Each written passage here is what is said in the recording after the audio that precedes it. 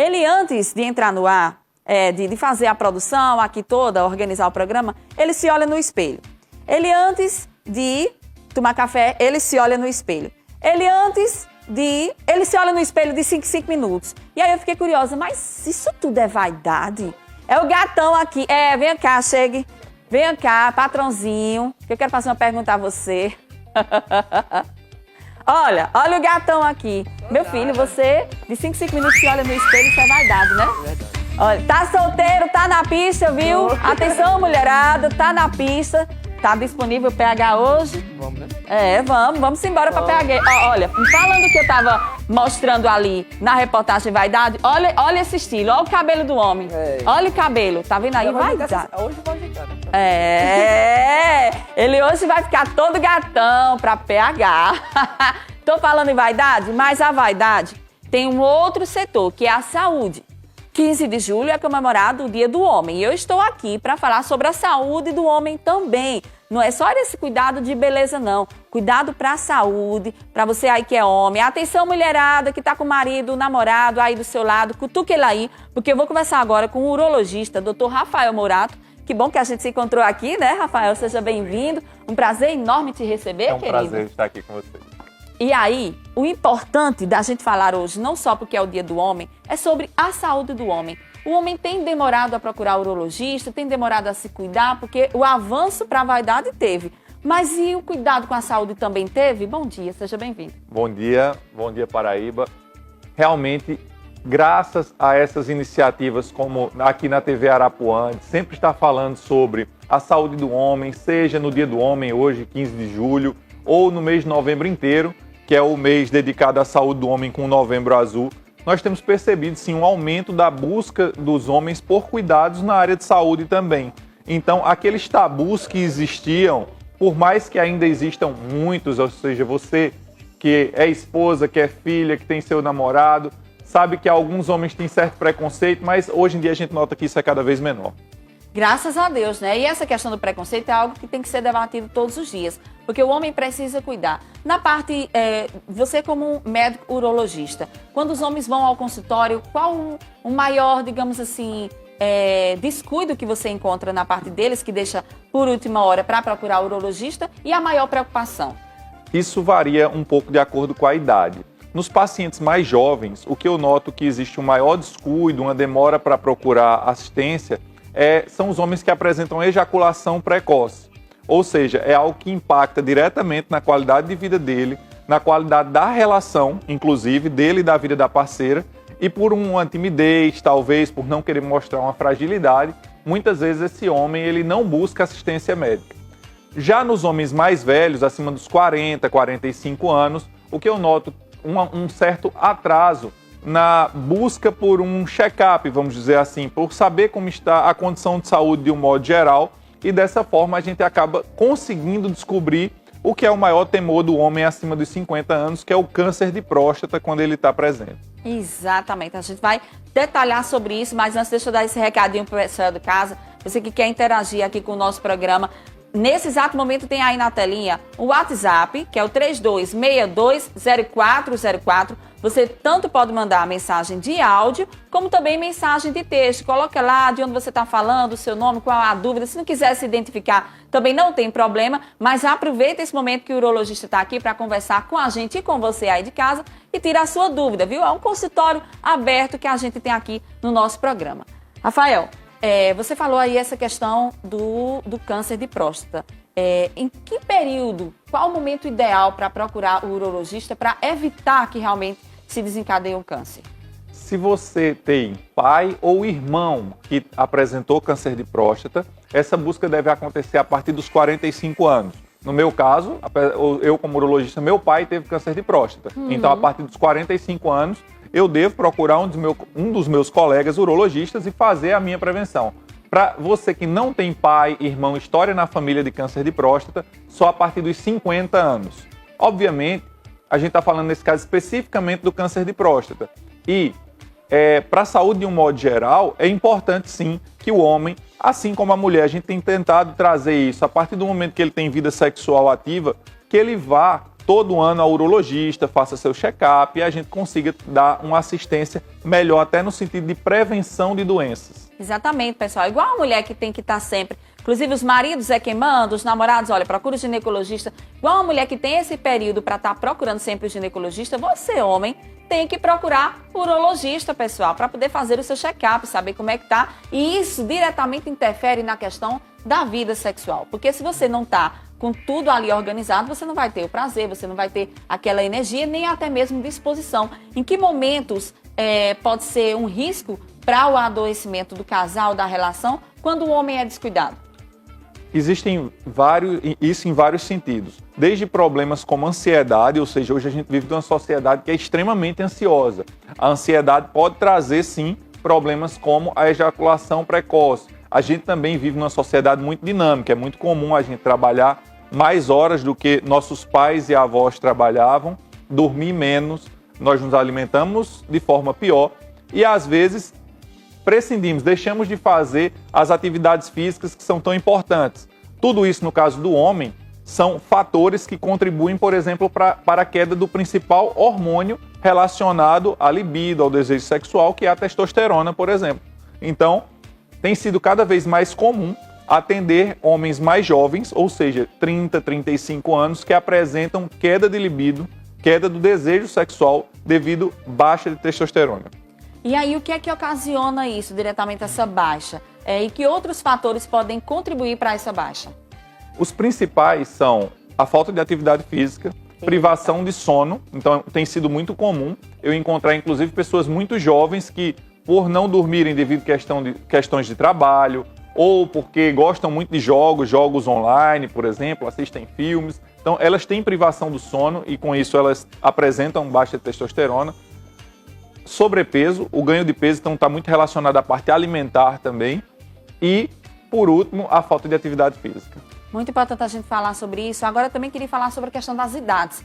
Que muita gente, quem é mãe, por exemplo, quem tem um filho adolescente, que já começa ali a sua atividade sexual, a gente fica preocupado em saber qual o período que ele já pode frequentar o urologista, assim como a gente tem a preocupação com a menina, né? Quando vem a primeira menstruação, tem que levar ao ginecologista. Qual é esse período? Nós entendemos que a gente sabe que o adolescente às vezes tem certa dificuldade de falar com o pai, com a mãe sobre esses momentos, mas os pais, por terem mais experiência, eles acabam sabendo, percebendo quando o filho já tem uma relação mais íntima no seu namoro, por exemplo. Como a gente entende isso, é muito comum eu receber pais e mães que levam o filho ao urologista de uma forma que a gente possa conversar de maneira mais aberta e até dar uma orientação do ponto de vista de saúde, para que ele tome os cuidados necessários. Existem relações diferentes dentro de uma família, às vezes tem famílias que são muito abertas e conseguem falar sobre isso sem nenhum tabu, mas naquelas em que existe uma certa dificuldade cultural, é importante que você encontre um urologista que seja legal, que faça seu filho se sentir à vontade e que não seja uma conversa de médico e paciente, e sim que ele se coloque como um amigo ali para dar dicas. Isso vai ser muito importante pode ser muito importante durante toda a vida dele.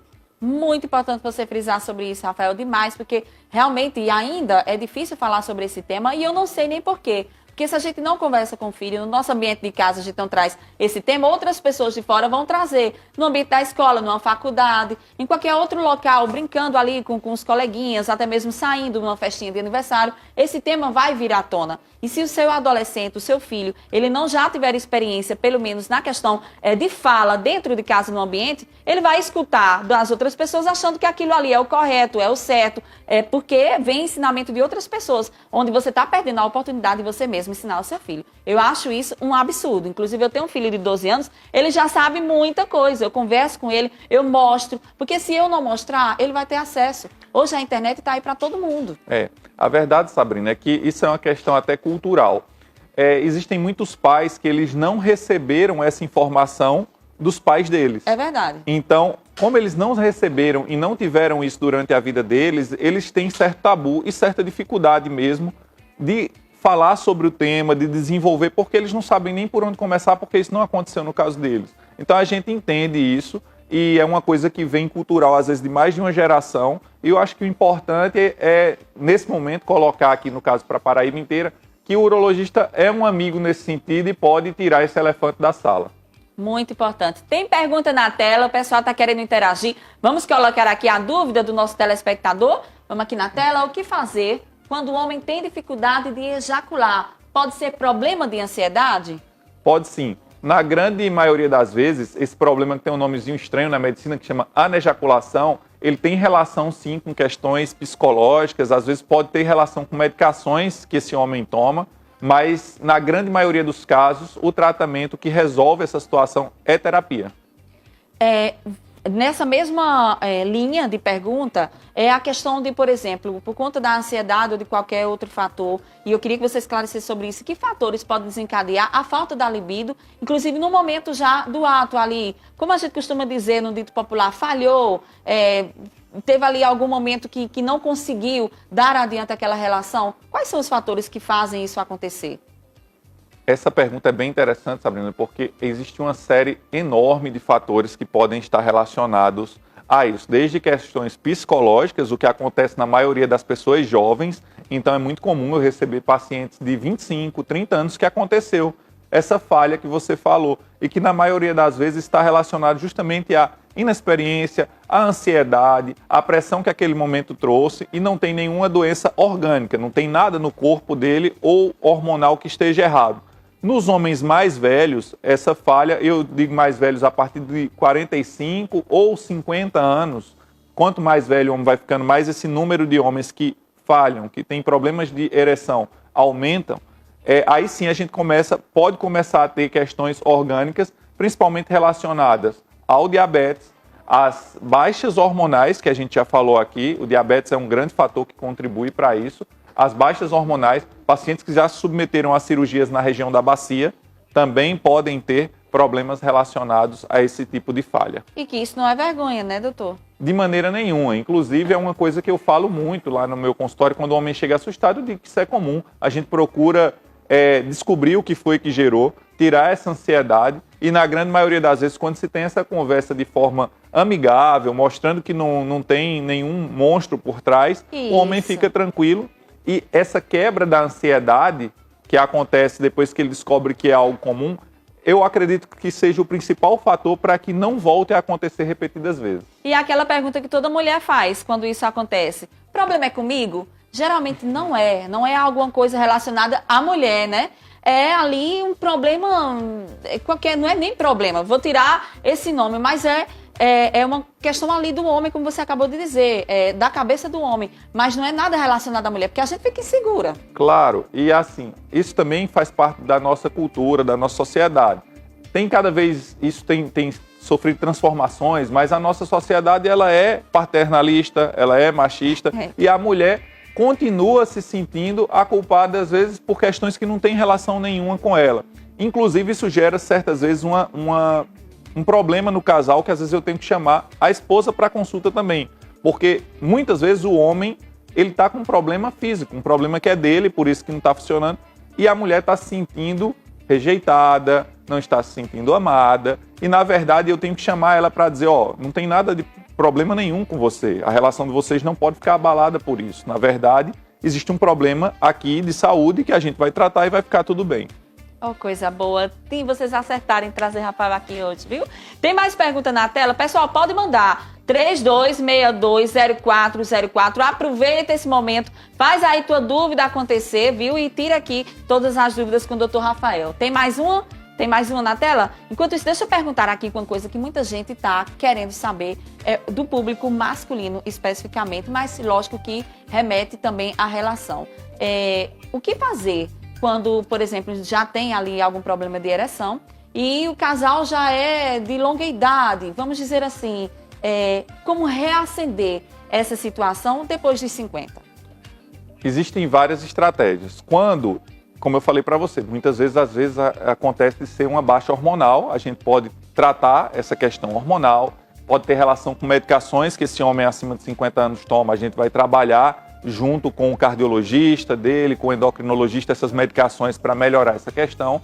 Ou, quando já existe realmente uma disfunção erétil mesmo orgânica, quando já não está funcionando tão bem, Aí existem uma série de situações que o urologista pode lançar a mão. A primeira delas, sem dúvida, são as medicações, que a população conhece popularmente aí como os azulzinhos, mas eles não são azuis. Então, essas medicações existem várias formas de serem utilizadas.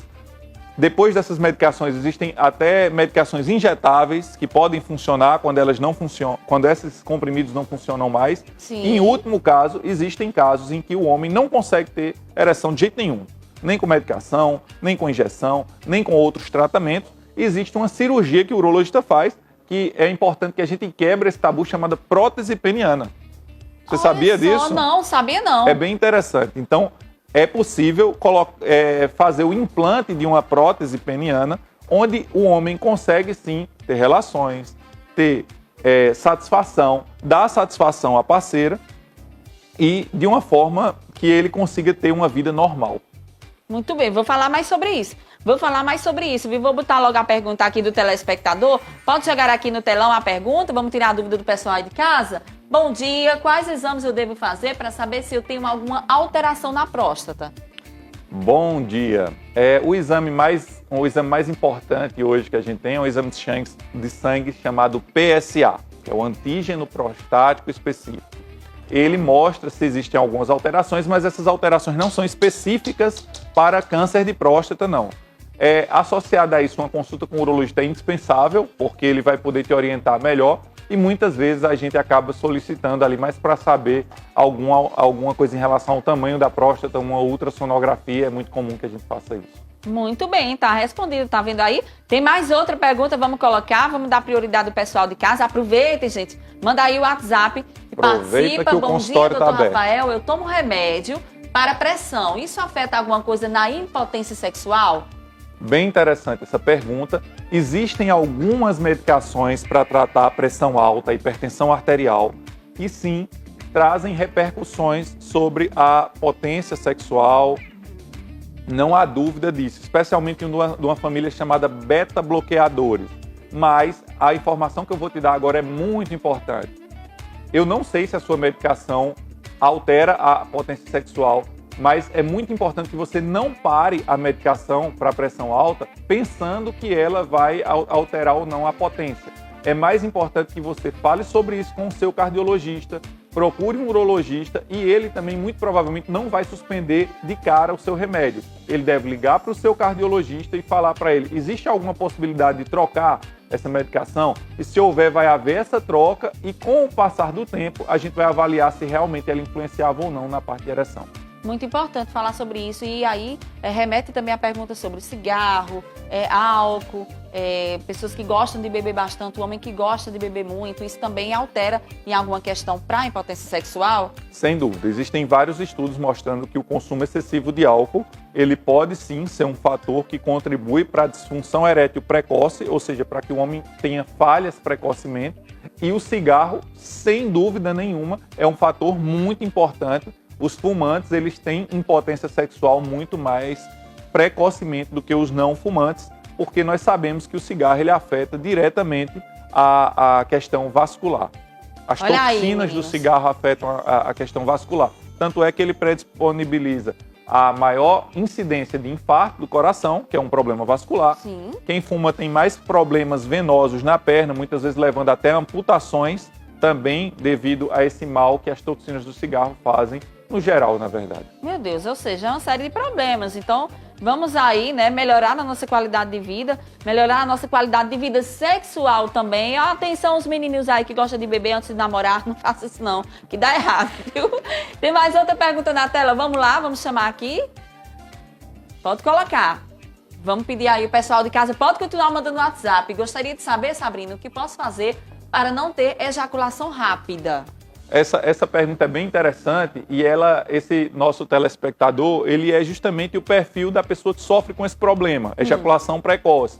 Ele tem muita dificuldade e muita vergonha de ir até o médico, de falar sobre isso e, na verdade, gera um problema no casal porque muitas vezes não fala sobre isso com a parceira, mas a parceira sabe o que está acontecendo. Então, o tratamento da ejaculação rápida, como ele falou, ou ejaculação precoce, consiste em um tripé. São 3 pontos que são muito importantes.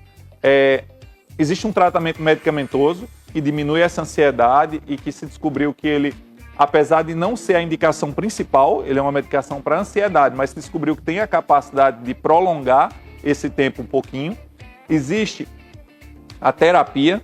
A terapia é muito importante nesses pacientes porque ajuda a descobrir em que momento iniciou esse gatilho para que uma ejaculação viesse tão rápido. Muitas vezes acontece relacionado a um relacionamento do passado, uma experiência do passado, a um período em que o homem teve muita masturbação, também pode ser um desencadeador. E por último, existem alguns exercícios, algumas táticas que a gente tenta enganar o cérebro ali, treinar o cérebro para ele entender que essa sensação não precisa vir tão rápido. Interessante. E aí vem aquela pergunta, antes de eu colocar aí no telão, só para eu não perder aqui o gancho, que durante o ato, pode acontecer e deu certo, descansa um pouquinho e faz de novo no dito popular. E tem gente que não tem, digamos assim, essa condição de prolongar o ato. Por que isso acontece? Isso aí já envolve uma questão muito fisiológica e de costumes até. O homem tem o que a gente chama período refratário. Sim. Entre uma vez e a segunda vez, ele tem um período mais longo do que a mulher. E alguns homens, devido à relação, costume, toda a história de vida dele, ele se habituou a ter uma relação uma vez e não ter outra vez. Então, tudo isso, às vezes, também está relacionado, inclusive, a uma questão psicológica e de costumes. Mas que não tem nada a ver com masturbação, coisa do tipo, né? Não, de maneira nenhuma. Tá vendo aí? Vamos lá, mais uma pergunta. Deixa eu ver. Bom dia, gostaria de saber quanto tempo, em média, é para durar uma relação sexual considerada normal? No Brasil, existem vários estudos falando sobre isso no mundo inteiro. No Brasil, a relação média, ou seja, o tempo de penetração, é em torno de 7,5 minutos. Ou seja, isso muitas vezes é importante a pessoa saber disso. Sim. 6 minutos, 7 minutos, eu falei de uma média. É a média. Uma média. Então, é muito importante as pessoas saberem disso, porque influenciados até por mídia, por coisas que as pessoas veem na internet, Isso. eles acreditam que uma relação ela deve durar 30 minutos, 1 hora, enfim. E, na verdade, na grande maioria das vezes, não é isso que acontece. A relação ela dura bem menos e não importa o tempo, na verdade. A gente não considera tanto, apesar desse dado do tempo, a gente não considera tanto tempo. O que eu pergunto muito mais para os pacientes é se o tempo tem sido suficiente para trazer satisfação para o paciente e para a parceira. O tempo não importa tanto. O que importa é que o casal esteja se sentindo bem com a relação. Exatamente, ou seja, trouxe o prazer, teve o prazer naquele momento, não importa quanto tempo, pode ter durado segundos ou pode durar 1 hora, 2 horas, não importa isso, o importante é a satisfação mútua, né, pessoal? Não adianta só um satisfazer o outro, Exato. não. E a conversa, porque eu acho fundamental numa relação é a conversa, Rafael. Em relação a essa pergunta, inclusive, do que perguntou sobre ejaculação rápida, ejaculação precoce, eu acredito que um dos fatores que mais contribui para a cura desses pacientes, para resolver esse problema, é quando ele tem uma relação aberta com a parceira, que identifica que tem esse problema, que reconhece que tem esse problema, que fala para a parceira, realmente eu percebi que não está legal, eu preciso de ajuda, e esse momento é um momento que tira muita pressão do homem, tira muito essa ansiedade. Isso. E que muitas vezes só o fato da redução dessa ansiedade colabora bastante para o tratamento e para a cura. Exatamente, muito bom. Vamos ali, mais uma pergunta, vamos lá, vamos colocar.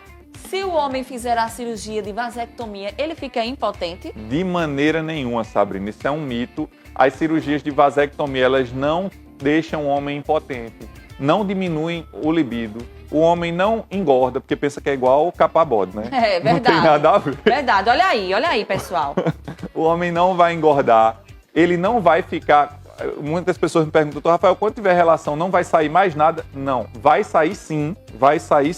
O líquido da próstata sai, é muito parecido com a ejaculação normal, inclusive. Sim. Então, a cirurgia de vasectomia, ela não traz nenhuma outra repercussão para a sua vida, a não ser não poder ter filhos.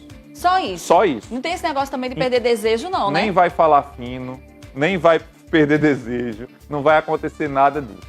Olha, tá vendo, gente, como é bom a gente esclarecer, tirar as nossas dúvidas, conversar normal no nosso dito popular. A gente faz essas perguntas até aos nossos amigos. Por que não fazer ao médico? Por que não tirar a dúvida exatamente com quem é da função, com quem entende, com quem está aqui e estudou para essa situação. Então vamos deixar dessa questão de mito, de não procurar urologista, vamos acabar com essa questão aí e trabalhar isso todos os dias, porque tem que procurar sim, porque a vida saudável do homem depende dele mesmo. É verdade, Sabrina. Inclusive, eu quero parabenizar os homens da Paraíba, porque tem existido uma procura muito maior pelas cirurgias de vasectomia. E a cirurgia de vasectomia, quando o homem decide fazê-la, eu sempre considero que é um cuidado muito grande com a esposa. Porque quando o casal decide parar de ter filhos, enquanto para a cirurgia de vasectomia é apenas um cortezinho que faz no testículo do homem, eu brinco com os pacientes que é mais perigoso se cortar com a faca em casa do que fazer uma vasectomia.